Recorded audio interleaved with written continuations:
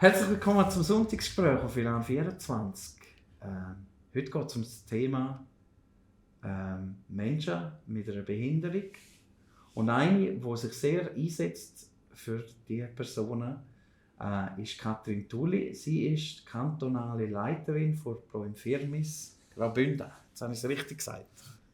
Genau. Herzlich willkommen, schön bist du da.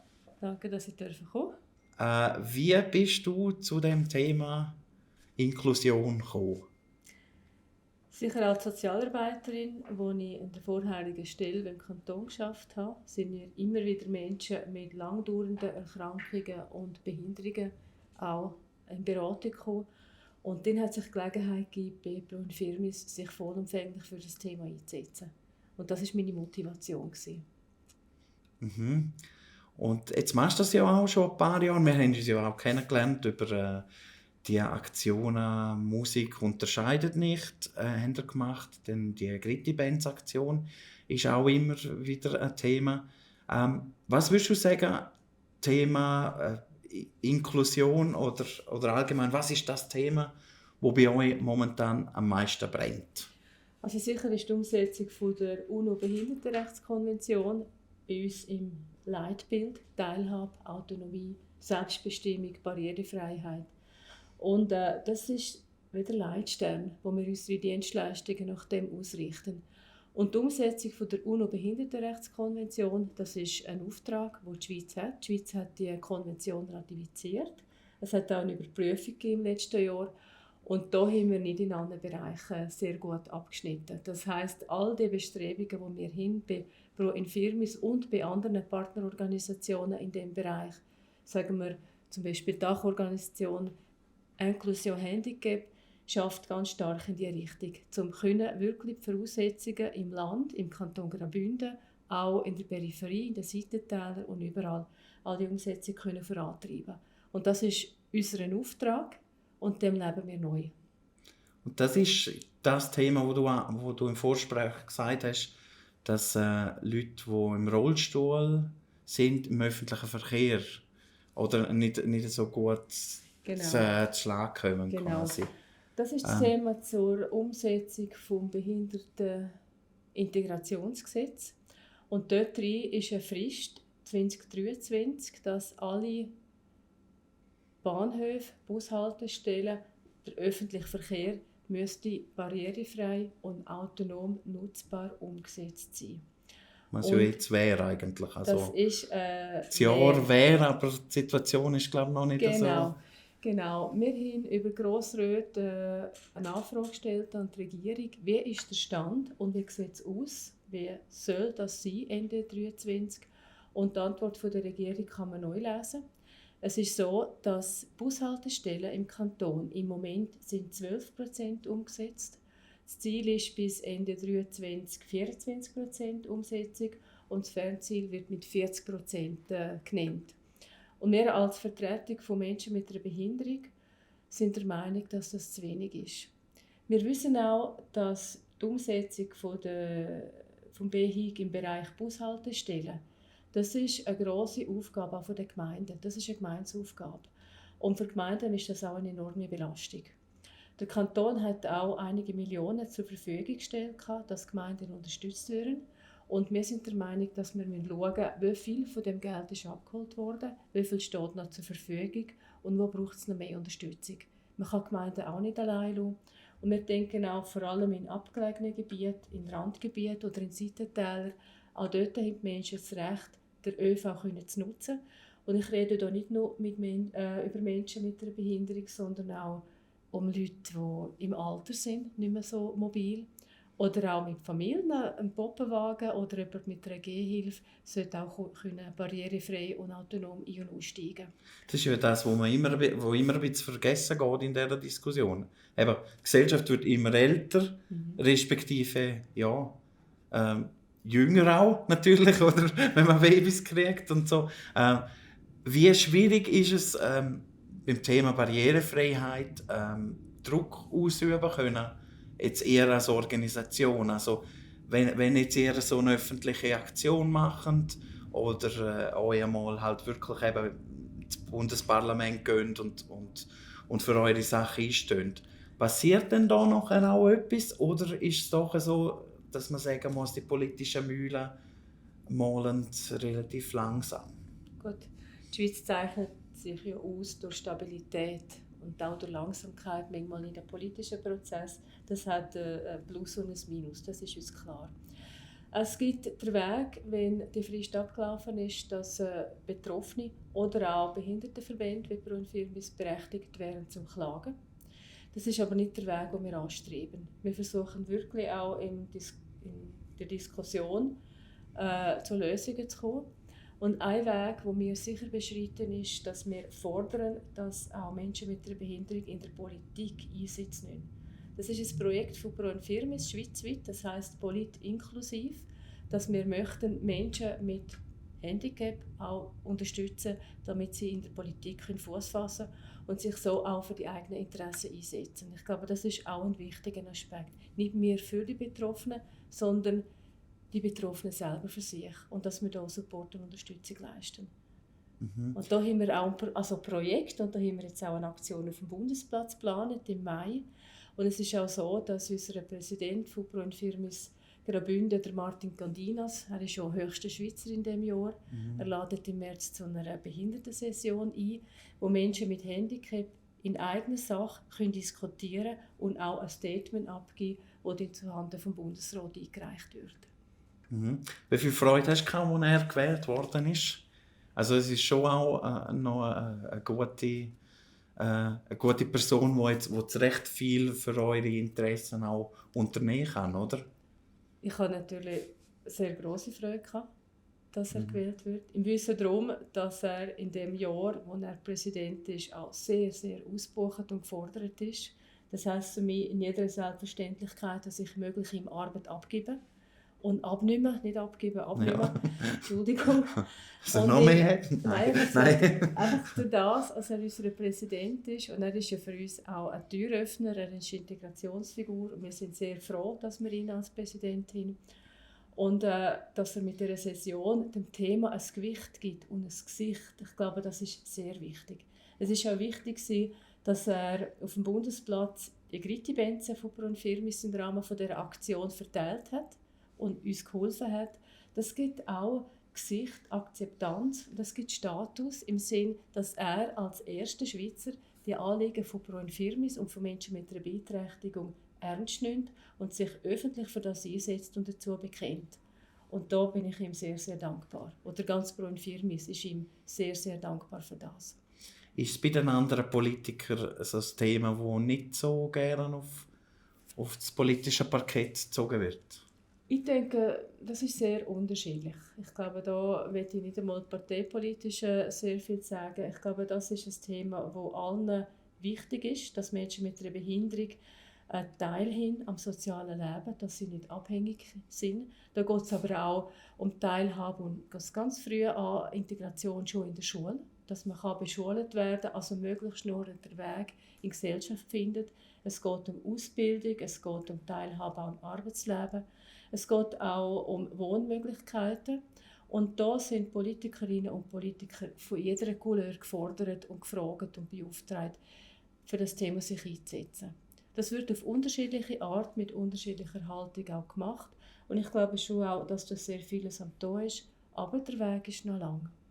Also ich glaube nicht, dass die Voraussetzungen so schnell so sind, dass alle Bedürfnisse geklärt sind. Das dauert. Wir haben mal über das Thema geredet. Ihr habt ja jetzt zweimal die Geschichte «Musik unterscheidet nicht» gemacht. Und als ich die letzte Mal getroffen habe, hast du gesagt, dass ihr das jetzt nicht mehr machen wollt. Oder respektive, dass die Leute wie ein bisschen gesehen haben oder quasi fast zu aufdringlich finden mit der Zeit. Wie schwierig ist es, einen Grad zu finden, die Leute darauf aufmerksam machen, dass das Thema mega wichtig ist und aber nicht, dass die Leute das Gefühl haben, es ist schon wieder Pro Infirmis und ja, jetzt haben wir es dann nicht gehört. Also, wie erlebst du das in deinem Alltag? Ist der Grad vorhanden? Oder, ja? Ich denke, es ist immer eine Frage vom Maß und vom Zeitpunkt. Und die zweimal, wo wir das Projekt Musik unterscheidet nicht durchgeführt haben, das war vor allem am ersten Mal überraschend gewesen, neu gewesen, es hat Neugier geweckt. Und beim zweiten Mal sind schon weniger Inputs gekommen. Und ich glaube, das Neue ist immer wieder das, was reizt. Und die Plattform, die wir geben, die würde wieder genutzt werden, da sind wir überzeugt von Betroffenen. Aber wir möchten ja nicht nur immer die gleichen Leute ansprechen und immer die gleichen Leute sensibilisieren, die schon sensibilisiert ist.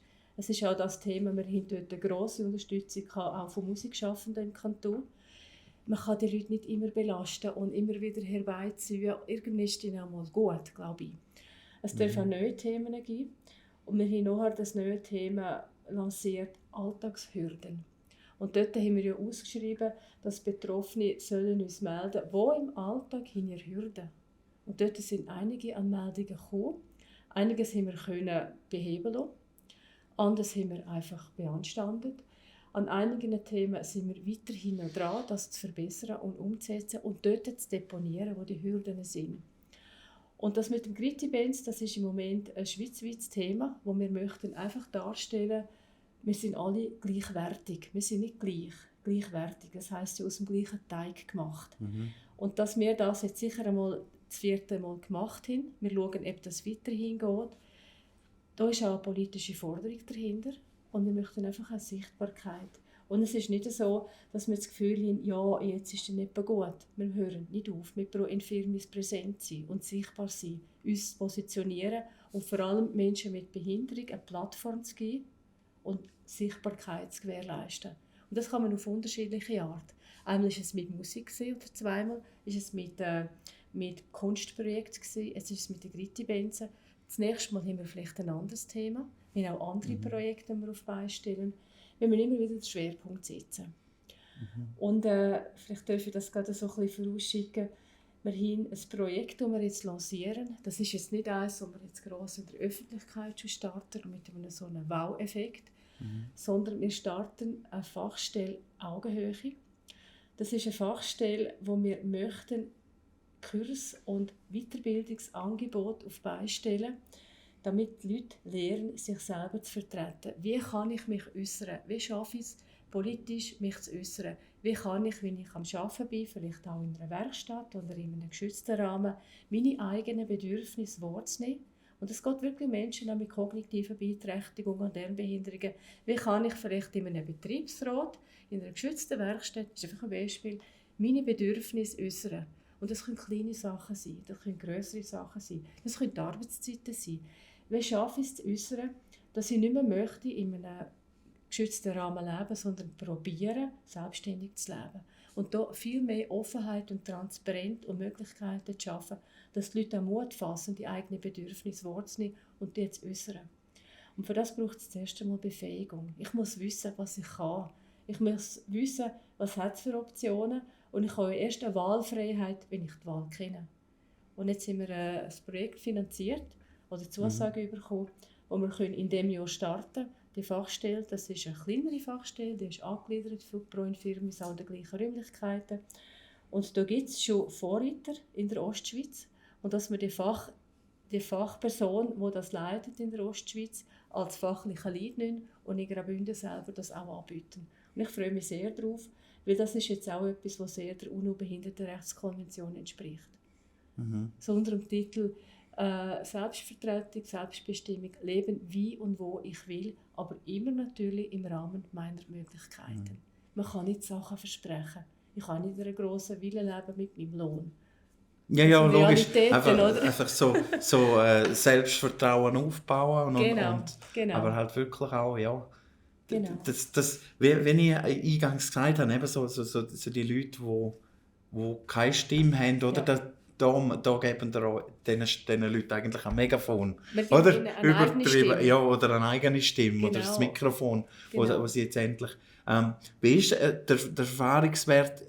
Gibt es noch viel? Also, habt ihr auch schon viele Anfragen gekriegt für genau so Geschichten, dass die Leute irgendwo sich in ihrem Alltag eingegangen fühlen oder eben irgendwie nicht wie ausbrechen wollen aus dem Ganzen? Ja, das gibt es natürlich schon. Wir schauen auf die Erfahrungen, jetzt, die dort im Raum Thurgau, Schaffhausen, St. Gallen laufen. Die Lehrgänge die laufen sehr gut. Und die Angebote haben wir teilweise auch auf Chur transportiert, indem wir Lehrgänge jetzt in Sargans angeboten haben, sogar aus Sargans Graubünden, dass wir ein bisschen Zimmer nehmen. Aber wir möchten wirklich vor Ort auch das sensibilisieren und vor Ort auch machen. Und das ist jetzt ein Start, den wir jetzt ins Auge fassen, im Rahmen vom ersten Quartal 2023. Das kommt gut. Ja. Ich freue mich sehr drauf. Und dann sind wir noch zu Bern, oder? Ich glaube, nächstens einmal. Genau. Beim Martin auf Besuch. Genau, wir gehen auf Bern ins Bundeshaus. Also Menschen mit Behinderung würden dort diskutieren in dieser Session. Und zwar aus allen Teilen der Schweiz und aus allen Kulturen und Sprachräumen. Das ist Martin sehr wichtig, dass wir auch hoffentlich Romanisch Sprechende haben, die sich anmelden. Aber wir steuern das nicht. Die Leute melden sich selbstständig an. Wir haben nur Werbung gemacht, dass die Möglichkeit besteht. Und wir als Fachleute sind einfach geladene Gäste, wir nicht. Wir haben nichts mitdiskutieren. Die Betroffenen diskutieren selber und sie äußern sich zu ihren Anliegen. Da kannst du mal einen Tag mit wie ich, so. Genau. Einfach nur berichten darüber, oder? Ich tue dann das mit heimtragen und vielleicht berichten, genau. Dann haben wir noch eine Aktion auf dem Bundesplatz. Das ist etwas, was wir hin zum 100-Jahr-Jubiläum machen von Brun Firmis. Und das war im Frühling 20 gewesen. Und das ist dann eben nichts geworden. Und das holen wir neu, aber natürlich nicht mehr als Jubiläumsanlass, sondern als Aktion zum Aufmerksam machen für die Anliegen von Menschen mit Behinderung und auch noch aufmerksam machen die Umsetzung von der UNO-Behindertenrechtskonvention. Und das die sind aber nicht am gleichen Tag, oder? Nein. Das eine ist im März, das andere April, oder genau, so irgendwie die Session hast du ist am 24. März. Genau. Und der Aktionstag auf dem Bundesplatz ist am 10. Mai.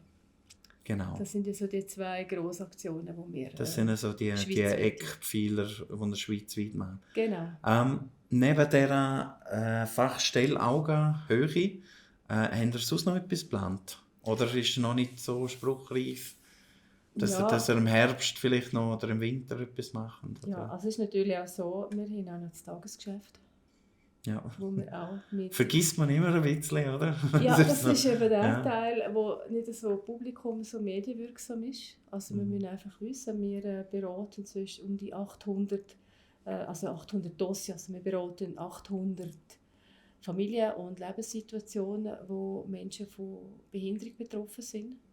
Und das ist eine rechte Anzahl. Also wir leisten nur schon in der Sozialberatung zwischen 10.000 und 11.000 Beratungsstunden. Und das muss man auch noch leisten mit den Teams, wo wir in der Sozialberatung in Chur, in Samaden, in Ilanz und in Davos. Und wir haben einen sehr hohen Zulauf. Es ist so, dass Menschen wirklich Beratungsbedarf haben, vor allem auch im Bereich der Sozialversicherungen, Rechtsfragen, wirtschaftliche Fragen, also wie kann ich meine Existenz sichern, wenn ich betroffen bin von Krankheit und Behinderung und langdauernden Erkrankungen natürlich. Wir haben auch ein Angebot im begleiteten Wohnen, dass Menschen, die möchten, selbstständig das Leben gestalten, das aber noch aus eigener Kraft noch nicht so können, dass wir da auch Unterstützung bieten. Wir haben Assistenzberatung, wenn jemand persönliche Assistenz braucht. Wir haben auch ein Bildungsangebot für Menschen mit Lernbehinderung. Das ist so im Rahmen von Erwachsenenbildung. Es soll auch lustvoll sein. Also Erwachsenenbildung ist ja auch Freizeit. Und ich glaube, Freizeitgestaltung, Weiterbildung, Erwachsenenbildung, einfach adressatengerecht, dort die Leute abholen, wo sie stehen. Das läuft während der Corona-Zeit schwierig war, es war verboten, man ja gerne einen Kurs durchführen. Das ist auch wieder sehr gut angelaufen. Und in all diesen Bereichen sind die Leute bei Brun Firmis ausgelastet. Und ich muss auch ein bisschen dosieren, wie viele coole Projekte wir auf die Beine stellen, weil wirklich das Daily Business, das ist für Menschen mit Handicap sehr wichtig. Und das müssen wir unter einer guten Qualität Es dürfte dann dort nicht darunter leiden, nur weil wir irgendwie noch fest machen, zusätzlich oder so. Genau, ja. Oder umgekehrt das Projekt anreisen und dann hat man die Ressourcen nicht und dann wird es so halb fertig und das ist dann auch nicht schön und das ist dann auch nicht befriedigend. Wir möchten das, was wir machen, gut machen. Und ich glaube, das ist uns wichtig und es gelingt uns meistens. Also ich hoffe häufig. Hoffen häufig? Ja. Das klingt noch gut, hoffen häufig. Klingt ein bisschen bescheiden, aber man kann immer noch mehr und noch besser. Und, Es ist natürlich endlos, wenn man etwas mit vollem Herzen macht, ist Ja. es irgendwie Ja. endlos. Oder? Man muss so ein bisschen aufpassen, dass man sich nicht überschafft. Oder? genau, Ja. genau. Vielleicht so als abschließende Frage, hättest du einen Wunsch, wo jetzt für das neue Jahr, wo an alle, die zuhören oder zuschauen, was könnte man besser machen, dass in Graubünden ein bisschen mehr Inklusion gelebt wird? Ich weiss nicht, ob man da im kritischen Sinn sozusagen besser machen. Mir ist es ein Anliegen, dass man Menschen mit einer Behinderung wahrnimmt und sich überlegt, wie ist die Situation von dieser Person. Und einmal innehaltet und sich überlegt, was braucht man überhaupt, wenn man mit Handicap unterwegs ist. Ist das eine Mobilitätsbehinderung, sagt das auch mit einer Lernbehinderung? Oder was brauchen Menschen, die eine psychische Beeinträchtigung haben? Ich glaube, einfach ein bisschen sensibilisieren und überlegen, wie ist echt das, wie man so unterwegs ist im Leben? Wie geht es mir dabei? Weil es ist einfach so, wir sind alle nicht gefeit. Wir wissen nicht, was kommt. Ein Unfall, eine Krankheit. Und dann ist man vielleicht selber in einer Situation, wo man sich bis jetzt selber nicht hätte vorstellen können. Oder wo man einfach verdrängt. Und nur das allein wäre, glaube ich, schon ein grosser Schritt zur Inklusion. Offenheit und einen sensiblen Blick auf andere Menschen.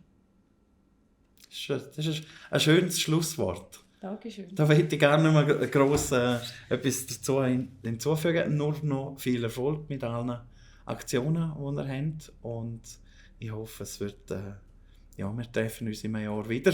Genau. Und reden von dem erfolgreichen 2023 für Pro Infirmis. Ja. Danke vielmals, dass du da bist. Bitte ja. sehr. Ja, das war es schon vom Sonntagsgespräch mit der Katrin Tulli von Pro Infirmis Graubünden. Schauen wir mal vorbei bei ihnen. Sie machen wirklich sehr, sehr viele gute Sachen. Und es ist wichtig, dass es so Organisationen gibt. Danke, dass ihr zugeschaut habt und bis zum nächsten Mal.